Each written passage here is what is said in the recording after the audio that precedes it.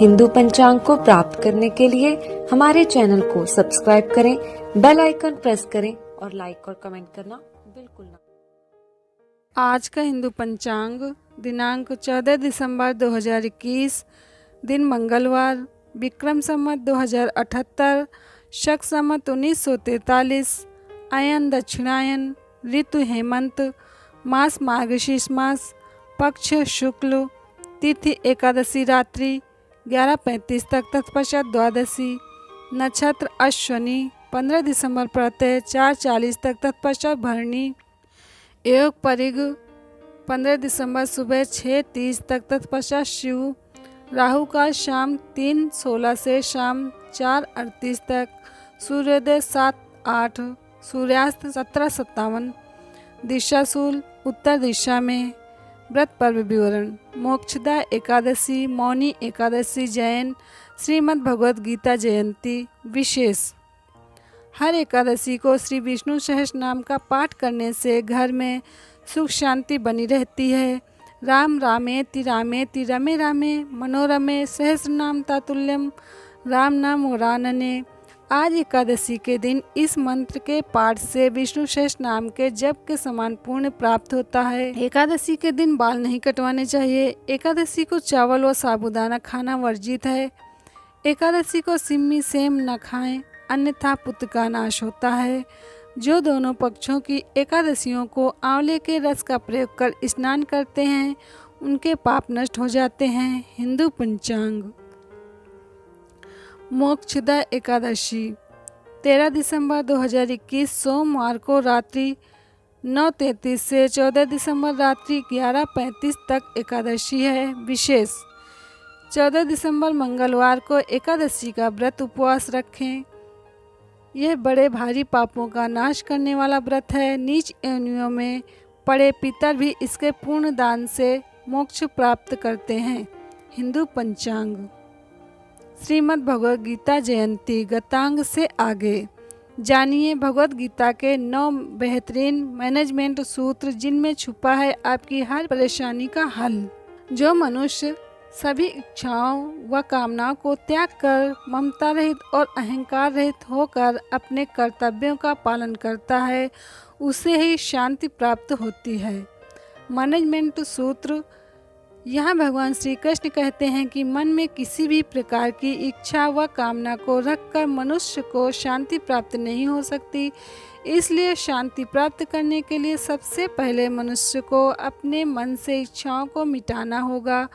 हम जो भी कर्म करते हैं उसके साथ अपने अपेक्षित परिणाम को साथ में चिपका देते हैं।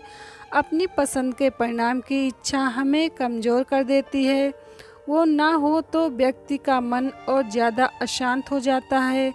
मन से ममता अथवा अहंकार आदि भावों को मिटाकर तन्मयता से अपने कर्तव्यों का पालन करना होगा, तभी मनुष्य को शांति प्राप्त होगी। कोई भी मनुष्य क्षण भर भी कर्म किए बिना नहीं रह सकता।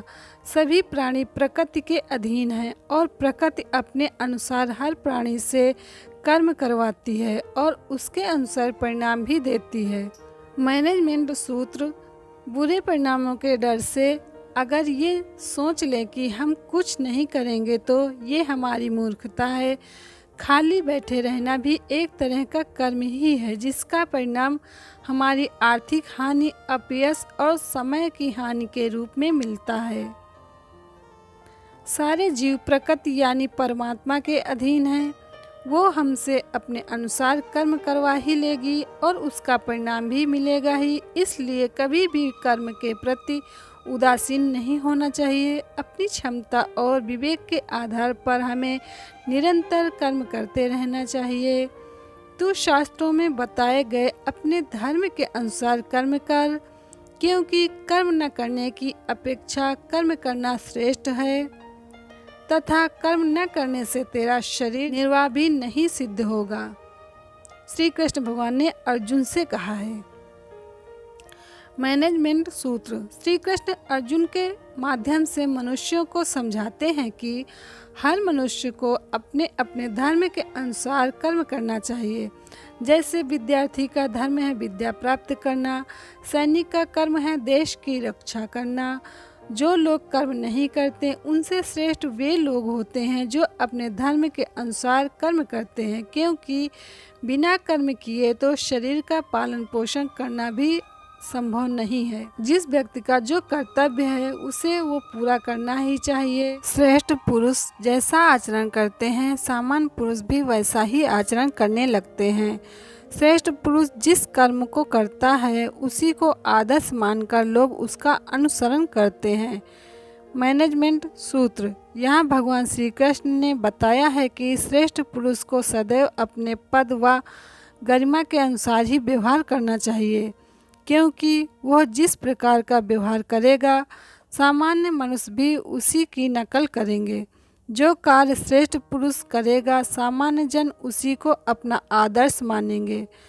उदाहरण के तौर पर अगर किसी संस्थान में उच्च अधिकार पूरी मेहनत और निष्ठा से काम करते हैं तो वहाँ के दूसरे कर्मचारी भी वैसे ही काम करेंगे, लेकिन अगर उच्च अधिकारी काम को टालने लगेंगे तो कर्मचारी उनसे भी ज़्यादा आलसी हो जाएंगे।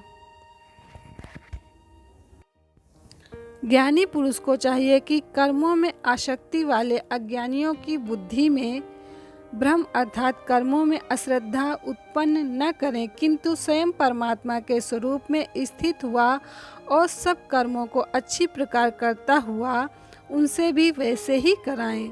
मैनेजमेंट सूत्र। ये प्रतिस्पर्धा का दौर है, यहाँ हर कोई आगे निकलना चाहता है। ऐसे में अक्सर संस्थानों में ये होता है कि कुछ चतुर लोग अपना काम तो पूरा कर लेते हैं लेकिन अपने साथी को उसी काम को टालने के लिए प्रोत्साहित करते हैं या काम के प्रति उसके मन में लापरवाही का भाव भर देते हैं। श्रेष्ठ व्यक्ति वही होता है जो अपने काम से दूसरों के लिए प्रेरणा का स्रोत बनता है। संस्थान में उसी का भविष्य सबसे ज़्यादा उज्जवल भी होता है। हे अर्जुन, जो मनुष्य मुझे जिस प्रकार भजता है यानी जिस इच्छा से मेरा स्मरण करता है उसी के अनुरूप मैं उसे फल प्रदान करता हूँ। सभी लोग सब प्रकार से मेरे ही मार्ग का अनुसरण करते हैं। मैनेजमेंट सूत्र।